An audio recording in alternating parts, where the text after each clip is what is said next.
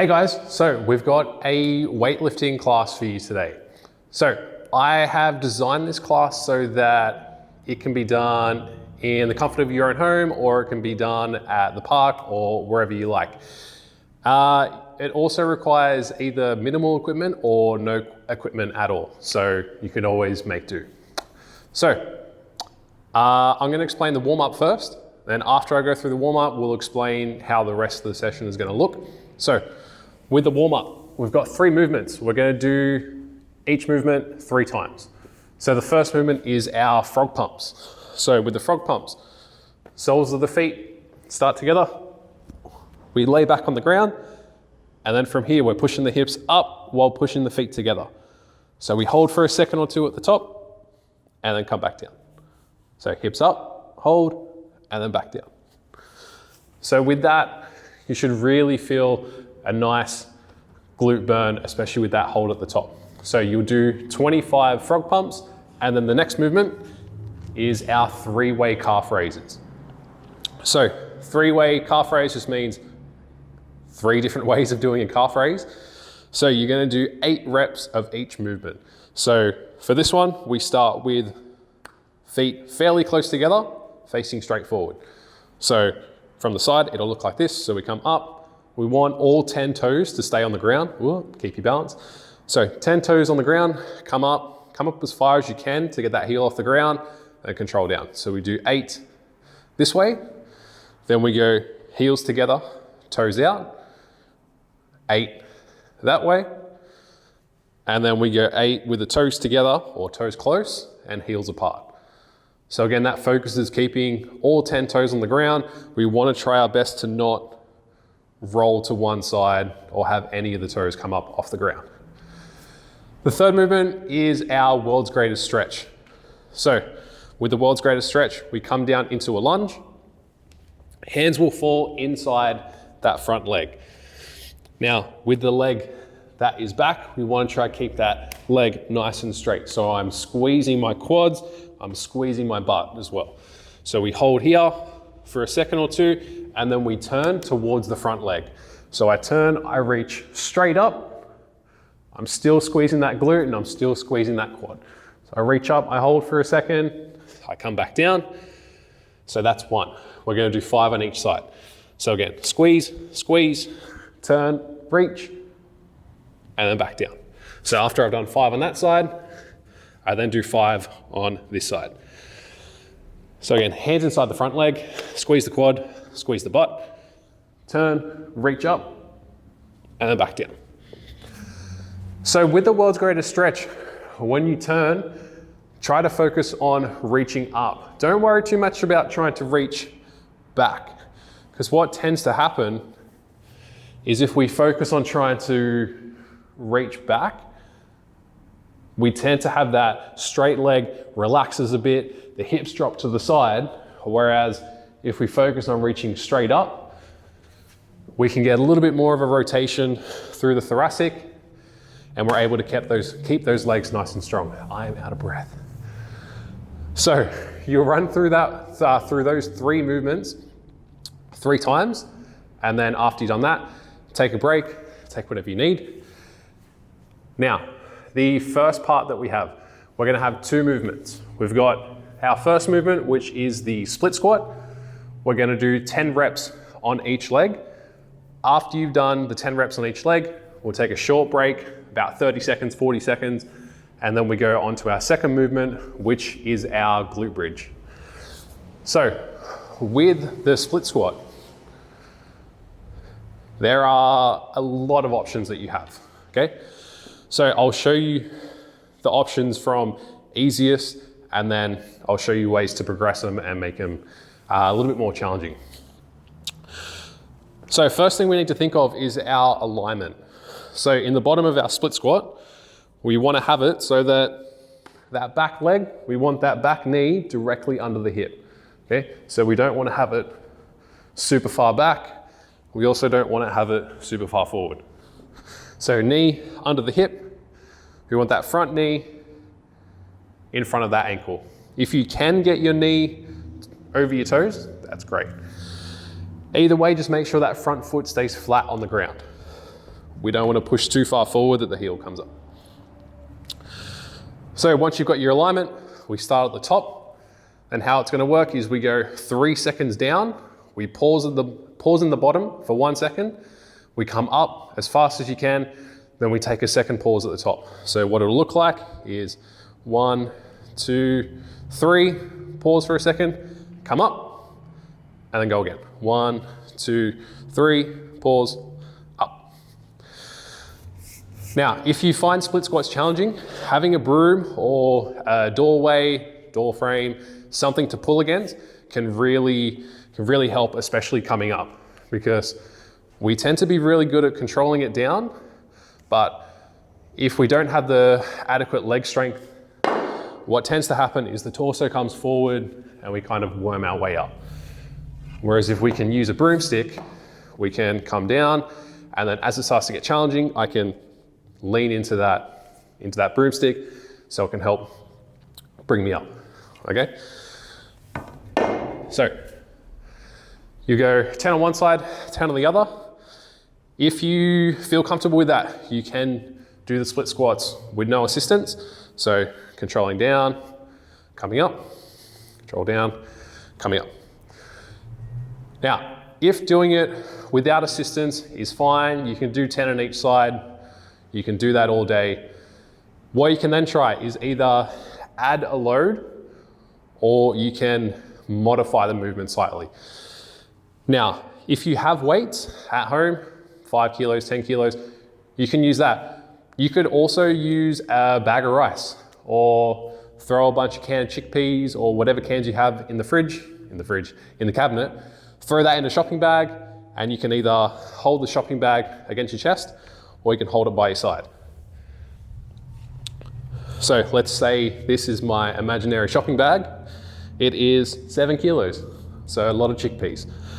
So we can keep it by our side. It's really up to you what hand you want to hold it on. I personally prefer to hold it in the opposite side to what leg is forward, so that way I can come down and come up. Boom. Again, you can go the other side, so you can do the same side that has the forward leg. There's no right or wrong, it's just preference. Boom. So you've got that. You can hold your shopping bag against your chest. Boom. So they are your options. Your other option is to hold a child, preferably your own child, or a dog, a cat, any other pet that you have. You can hold them against your chest.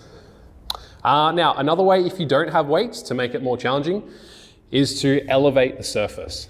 So, 2 options for that. You can elevate your front foot. Now, I've just got a plate just to demo, but you can pop a foot on a step, on a door frame that's a little bit off the ground. So essentially all we're doing is raising that front foot so we can get a little bit more depth. Okay, it doesn't look like a lot, but after about 10, you'll really start to notice it.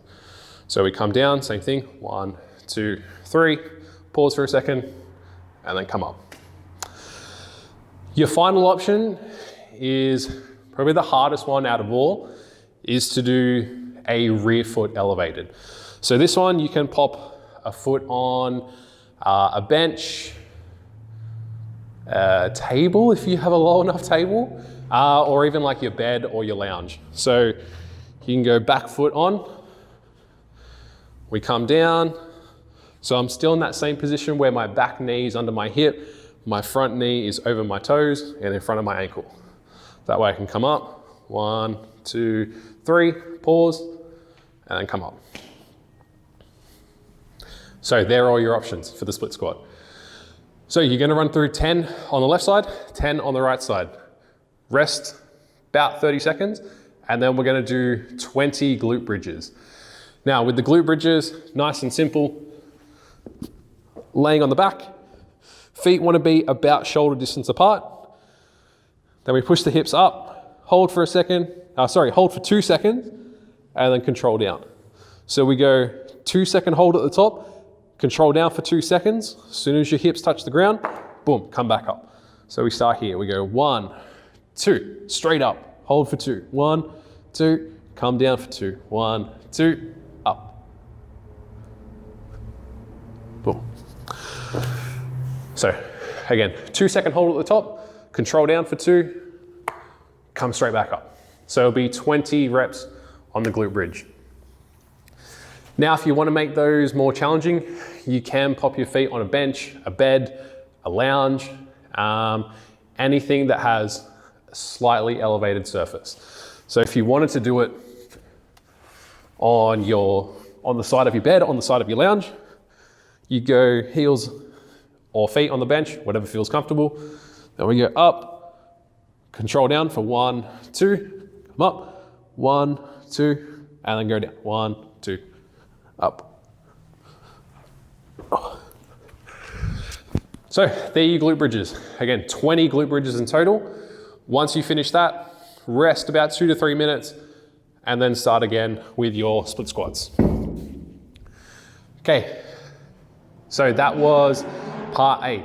Your part B to finish is going to involve another 2 movements following the exact same format. So we run through the first movement, which is our cyclist squats. You're going to do between 12 to 15 reps. Then once you've done that, rest 30 seconds, then go on to the next movement, which is, pardon me, an alternating lunge. Now, with the cyclist squats, you will need a raised surface, or if you don't have a raised surface, you can always just do it flat on the ground, okay? But with the raised surface, again, you don't need a whole lot. Really, you could probably use a towel. If you fold the towel over enough times, it'll give you enough of a lift that would probably match this 10 kilo plate. So if you look from the front, my feet are about hip distance apart.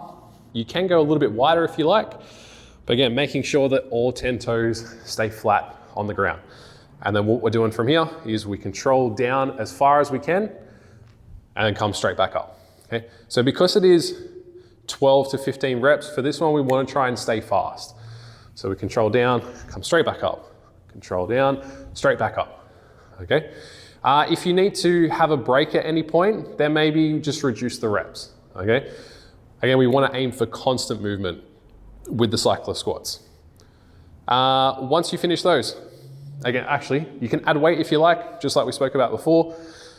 Grab a dog, grab a bag of rice, anything, you can hold it against your chest, boom, down and up, all right? After you finish the cyclist squats, again, like I said, rest 30 seconds, 40 seconds, then we're gonna go on to an alternating lunge. Now, for this one, it is very similar to the split squats. Only difference is your feet are going to come back together each time. So if you need something to help support your weight, you can grab a broomstick or whatever you use for the split squats. So we go step back, control down, knee touches the ground, then we bring the feet back together and then we change sides.